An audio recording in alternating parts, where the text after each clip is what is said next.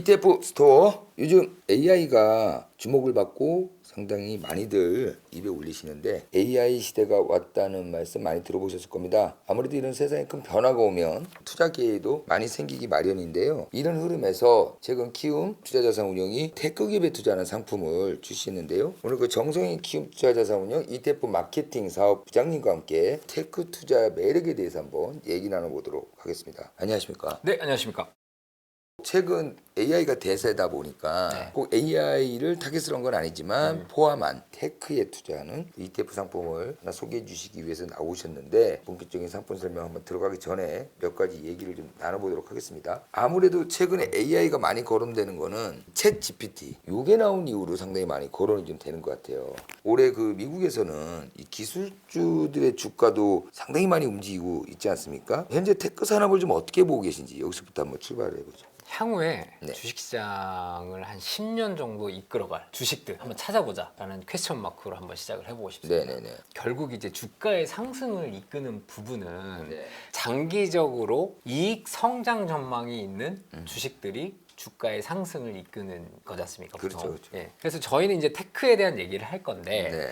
기술의 개발이 인간의 삶을 편하게 해줌으로써 그 삶을 편하게 해주는 기업들이 돈을 벌 수 있는 여기까지 저희는 이제 봐야 주식과 연결을 할 수 있는 그렇죠, 부분이지 그렇죠, 않습니까? 그렇죠. 예. 90년대 중반에 이제 본격적으로 인터넷이라는 것이 그렇죠, 생겨나면서 그렇죠. 인터넷 관련해서 주식시장에서도 큰 폭의 상승세가 한 번 있었죠. 2000년대 후반이죠. 모바일 혁명이라는 게 한 번 있었죠. 스마트폰이 나오면서 스마트폰이 이제. 나오면서 모바일 혁명이 또 테크 쪽으로 디벨롭이 되면서 또 한 번 큰 폭의 상승 흐름을 보였죠. 그리고 이제 2010년대 후반에는 지금 저희가 얘기하는 소위 빅테크주들이 관심을 받았어요. 네네. 약간 코로나 직전이 되니까 빅테크들이 그동안 이제 너무 많이 오르기도 했고 사람들이 투자를 가져가다 보니까 약간 관심에서 조금 멀어지나 이렇게 되고 있는 상황이었는데 AI라는 키워드가 나오면서 다시 이 테크 관련주들이 제3의 전성기를 이제 맞이를 하고 있는데 과거 10년 기준으로 A시월드 전체 국가들의 주식을 섹터별로 분류를 했을 때 수익률 상위에 누가 있냐를 네. 보면은 대부분의 수익률 상위에 지금 IT가 들어가 있고 우리나라만 하더라도 IT와 커뮤니케이션 업종이 상위에 지금 올라 있단 말이죠. 결국 이 수익률의 상승을 이끌었던 트렌드 자체가 지금 테크 쪽으로 계속 포커싱이 되어 가고 있는 상황인 거거든요. 네네. 그러면 AI 관련해서는 어떤 산업들이 주목을 받을 수 있느냐 이게 핵심인 거잖아요. 네네, 그래서 그렇죠. 제가 오늘 말씀드리고자 하는 게 바로 이 핵심인 거고 반도체, 그다음에 플랫폼, 그다음에 뭐 소프트웨어, 게임 이런 네. 것들의 다양한 테크 산업에 네네. 또 다른 성장의 기회가 있지 않을까라는 관점에서 오늘 좀 말씀을 드려보려고 합니다. 네, AI라는 게 이 테크 산업이 워낙 전방적으로 다 모든 산업에 적용이 되다 보니까 어디까지 봐야 될까 이런 이제 궁금증들이 생긴단 말이에요. AI가 줄 수 있는 그 섹터 주로 어떤 산업들에 구체적으로 수혜를 줄 수 있는 건지. AI를 개발함으로써 수혜를 받는 업종들, 네네. 반도체 업종, 플랫폼 업종이 되겠죠. 네네. 그리고 AI 기술이 발달을 함으로써 또 혁신적인 성장과 수혜를 받을 수 있는 업종, 전기차 쪽하고 네. 게임 쪽을 얘기를 하려고 하는데 네네. 다만 이제 전기차에 있어서는 2차 전지 업종을 제외한 자동차의 전장 쪽 여기에 포커싱을 맞춰서 주로 좀 설명을 좀 드리고자 합니다. 보통 AI 테크 쪽을 들어가다 보면은 제 핵심은 이제 반도체 얘기를 좀 빼놓을 수가 없단 말이에요. 반도체 산업에서도 보면은 HBM이라는 걸 이제 많이 좀 거론들을 하는데 이게 이제 AI 열풍의 수혜를 크게 받고 있는데 특히 이제 우리나라 기업들이 이 기술력에서 우위를 점하고 있는 곳이기도 하거든요. HBM이 좀 뭔지하고 왜 지금 주목을 받는 건지도 네. 좀 설명 부탁드립니다. HBM이라는 거는 고대역폭 메모리 반도체라고 이제 지칭을 하고 있는데 이게 이제 AI 반도체의 필수제예요. AI의 반도체의 핵심은 GPU예요. GPU. 병렬 처리 방식으로 여러 가지 연산을 통해서 동시에 할 수 있다는 강점 때문에 이제 AI 연산에 주로 활용이 되고 있는데 GPU의 핵심 기술을 갖고 있는 기업이 바로 엔비디아입니다. 그렇죠. 그래서 엔비디아가 요즘 굉장히 큰 폭의 주목을 받고 있는 거죠. 그렇죠.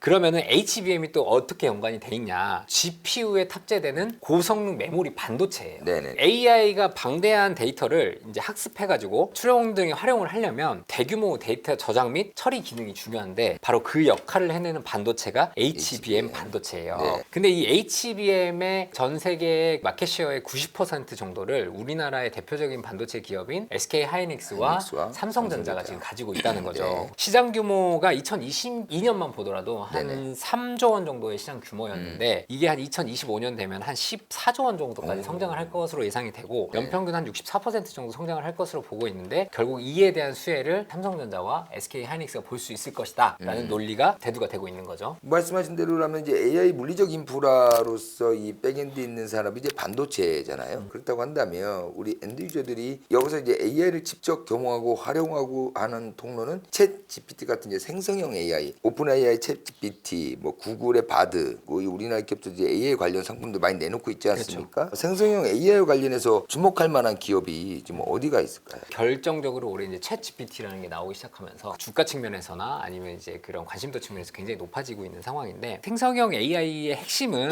자동화와 개인화거든요. 작업 효율을 대폭 향상을 시킴으로써 저비용으로 맞춤형 서비스를 제공하고 편리함을 안겨줄 수 있는 이런 게 이제 생성형 AI의 핵심인 것 같은데 우리나라도 지금 이 생성형 AI에 있어서 높은 기술력을 확보하고 있는 기업들이 있어요. 네이버, 카카오, B2B 쪽에 있어서는 삼성 SDS 정도를 얘기를 할 수 있는데 일단 뭐 네이버 같은 경우에는 우리나라의 대표 IT 커뮤니케이션 업종인 그쵸. 거잖아요. 예. 그래서 뭐 빅테크이고 높은 수익을 바탕으로 대규모 투자를 단행을 하고 있고 네. 하이퍼클로바엑스라는 뭐 대형 AI 엔진을 개발을 했고 네이버의 주력 산업인 검색과 쇼핑 엔진에 그걸 도입을 함으로써 B2C에서도 수익화를 기대를 하고 있는 상황인 거고요. 카카오 같은 경우에는 이제 차세대 AI 모델인 코 GPT라는 걸 출시를 하려고 준비를 하고 있고요. 뭐 아직까지 구체적인 방안은 공개하지 않고 있어요. 워낙 카카오라는 주식 자체가 우리나라에서 거대한 플랫폼 기업이다 보니까 이쪽으로 이제 활용 방안을 고민을 할 것이다라는 기대감이 높아지고 있는 상황이고 이제 SDS 같은 경우에는 사실 이제 생성형 AI를 기업의 효율화 쪽에다가 B2B 비즈니스로서 확장시키고 있는 그런 비즈니스를 주로 하고 있는 회사거든요. 그렇기 때문에 우리나라에서 이 생성형 AI 기술과 관련해서 가장 높은 주목을 받고 있는 회사는 네이버, 카카오, 삼성 SDS 정도로 보시면 제일 좋을 것 같습니다. AI가 활용되면 그게 또 아무래도 성장할 수 있는 산업이 게임. 요즘 보면 이제 게임 회사들이 주가가 좀 들쑥날쑥하기는 해요. 보통 보면 신작이 나왔을 때 망하냐 흥하냐에 따라서 네. 이제 주가가 막 오르기도 하고 날아가기도 하고 하는데 AI가 활용되면 또 다른 이제 영역으로 이제 들어서는 거거든요. 몇몇 게임주들이 또 최근에 실적을 조금 잘 내기도 했어요. 그러다 보니까 게임주에 대한 관심들이 좀 좋긴 한데 게임 쪽에는 이 AI가 어떤 또 기회를 줄 수 있는지. 네, 게임부터는 AI를 사용해서 네네. 효율화를 이루면서 실적의 개선이나 효율성을 좀 높일 수 있는 그런 네. 거라고 생각을 하시면 되는데 게임 같은 경우에는 결국에 이제 핵심은 개발에 있어서 생산성을 향상할 수 있는 AI 엔진이 핵심이 될 거라고 지금 얘기를 하고 있어요. 게임 회사들이 사실 수익성이 높은 이유는 뭐냐면 게임에 들어가는 비용 자체가 인건비와 광고비가 전부인데 이제 근로자 입장에서 좋은 소식은 아니에요. 게임을 개발하는 데 있어서 AI가 도입이 됨으로써 네. 기간도 단축이 되고 사람의 손을 좀 덜 거쳐야 된다라는 이 장점이 발생을 하면서 비용 절감의 효과가 나타난다는 거죠.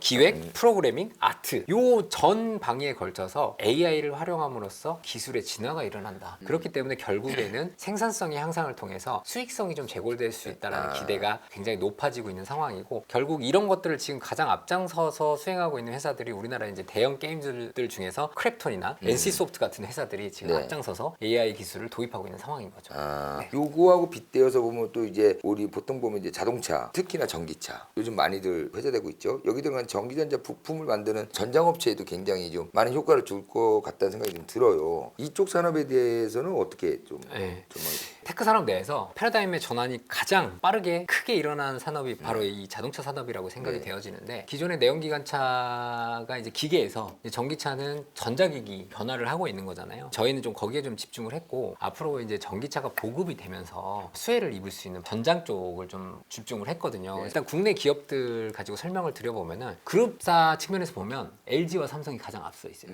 LG전자가 GKW라고 오스트리아 전장 기업을 하나 인수를 했어요. 네, 이게 네. 굉장히 큰 인수 사례인데 그렇죠. LG전자는 이제 전자제품 생산 제조 기업에서 네네네. 자동차 전장 기업으로 전환을 하겠다라는 맞죠. 굉장히 큰 포부를 이제 밝히셨는데 그에 걸맞게 LG전자가 자동차 전장 쪽에 대한 이 수익이 굉장히 빠른 속도로 올라오고 있어요. 그래서 이제 가전 사업부와 전장 사업부의 매출 격차가 굉장히 빠른 속도로 좁혀지고 있다라는 네. 요즘 그 언론지상의 보도도 많이 있을 만큼 전장 쪽에 굉장히 진심인 회사 그리고 이제 LG 계열사 내에서 LG 이노텍이라는 회사를 좀 집중을 했는데 차량 차량용 통신 모듈, 자율주행용 센서, 그다음에 차량용 카메라 네. 이런 것들을 개발을 하면서 결국 이제 이 자동차 쪽으로서의 전장 쪽에 사업 영역을 확대하고 또 이에 대한 매출을 확장하고 있는 기업이거든요. 그래서 네. 자동차 관련 테크 쪽에서는 주목받고 있는 기업이다. 이제 삼성 계열사는 삼성 전기를 좀 얘기를 해야 될 것 전기. 같아요. 사실 삼성 전기 하면 기존에는 스마트폰 관련 부품의 매출이 압도적인 회사였어요. 그렇죠. 이 스마트폰 출하량이 줄어들기 시작하면서 이 삼성 전기도 어찌됐든 간 성장의 한계에 한계가 다다랐었죠. 그렇죠. 그래서 삼성 전기가 새로운 비즈니스 영역으로서 전장용 MLCC, 카메라 모듈, 반도체 기판 이런 것들을 이제 신규 비즈니스로 영위를 하면서 성장세가 굉장히 가팔라지고 있고 또 하나의 성장 동력으로서 이제 자동차 쪽에 진출을 하게 된 그런 상황이라서 자동차 전장 사업 쪽으로는 LG전자와 LG이노텍, 삼성 전기 이 기업들을 좀 눈여겨보고 있는 상황입니다. 성장하는 산업에는 관련 투자 상품도 많이 나오기 마련이에요. 테크 산업이 계속 발전해 가다 보니까 여기에 투자하는 우리가 ETF로 한정을 줘보기만 해도 여러 가지가 나와 있는데 키움에서 출시한 거는 코세프 K테크 탑 10이거든요. 네, 방금 말씀드렸던 네 가지 영역의 대형주들 10종목이 들어가 있는 상품이라고 보시면 되고요. 메가 트렌드를 향유할 수 있는 테마들을 다 모아서 대형주들을 모아놓은 상품이다 라고 소개를 드릴 수 있을 것 같아요. 저희가 이제 대형주라고 말씀을 드리는 이유는 조금 더 안정적인 수익률을 향유하실 수 있는 상품을 좀 소개를 해드리고자 이제 들고 나온 거고요. 제가 안정성이라는 단어를 계속 말씀을 드리고 있는데 결국에 이제 변동성이 조금 낮다라는 측면인 거고 이제 테크 기업이라는 거는 기술을 개발을 하려면 돈이 들어요. 물론 자기가 가지고 있는 돈을 가지고 개발을 할 수도 있겠지만 일단 돈 많은 기업들이 유리하고요. 그리고 돈 많은 기업들이 다른 자금을 조달할 수 있는 가능성도 높거든요. 높죠. 그렇기 때문에 지금 같은 고금리 상황에서는 사실 재무적 안정성이 높은 기업들이 조금 더 유리할 수밖에 없는 상황이에요. 수급에 대한 얘기를 좀 간단히 말씀드리고 싶은데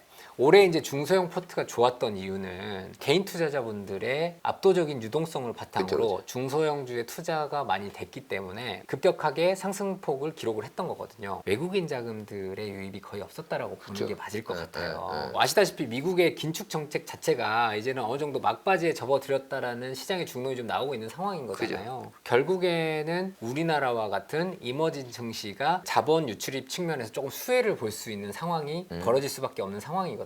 그래서 환율이 조금 꺾인다라는 거는 어찌됐든 간에 외국인 투자자들의 진입이 조금 더 용이해진다라는 관점에서 볼 수 있는 부분이기 때문에 이런 수급 측면에서 이제는 대형주를 좀 한번 봐주십사 이렇게 말씀을 드릴 수 있을 것 같습니다. 비중은 유동 시가총액 비중 순이라서 일단은 시총이 큰 애들이 조금 위에 있고요. 시총이 작은 애들이 좀 밑에 있는. 근데 사실 비중의 차이는 조금 있는데요. 그 부분은 저희 키움 투자자산용의 코세프 ETF 홈페이지 들어오시면 저희가 매일매일 비중을 좀 업로드 해드리고 있기 때문에 뭐 이 상품 같은 경우에는 주로 이제 어떤 분들이 좀 투자를 하면 효과적일까? 일단은 좀 장기적으로 투자하고 싶으신 분들 네네네. 조금 마음 놓고 좀 장기 포트로서 안정적인 투자를 하시고 싶은 분들의 코어 전략으로서 활용을 좀 해주십사 말씀을 드리고 싶어요. 이제 연금 투자 같은 경우에는 긴 시계열로 좀 봐야 되기 때문에 향후에 메가 트렌드의 이런 테마형 상품들을 좀 투자를 하고 싶은데 너무 큰 변동성은 원하지 않는다. 안정적으로 가지고 가고 싶다라고 하시는 투자자분들이 관심을 가져주시면 굉장히 좋을 상품이다. 기술 테크 테마는 이제 전부 다들 주식 투자자면 좋은 단어들인데 이거 세 가지를 다 포함한 상품에 좀 오랫동안 안정적으로 투자하고 싶다 하시는 분들은 한번 관심을 가져볼 만한 상품이고 특히 이제 연말이지 않습니까? 아무래도 최근에 연금 상품 관심이 많단 말이에요. 이번에 나온 이 상품도 연금 투자 포트폴리오에 충분히 넣어서 활용할 수 있을 만한 상품이다. 단순하게 뭐 이쪽 산업군에 투자하고 싶다 하시는 분들도 있을 거고 오래 투자하시고 싶으신 분들도 있을 거고 특히 연금에 활용하시려고 하신 분들도 한번 관심을 가져볼 만한 상품이라는 생각이 듭니다. 오늘 말씀 고맙고요. 조만간 상품이 또 계속 나오신다고 하니 또 나오시면 한번 좋은 상품 소개해 주시기 바랍니다. 알겠습니다. 네, 오늘 감사합니다. 감사합니다. 네.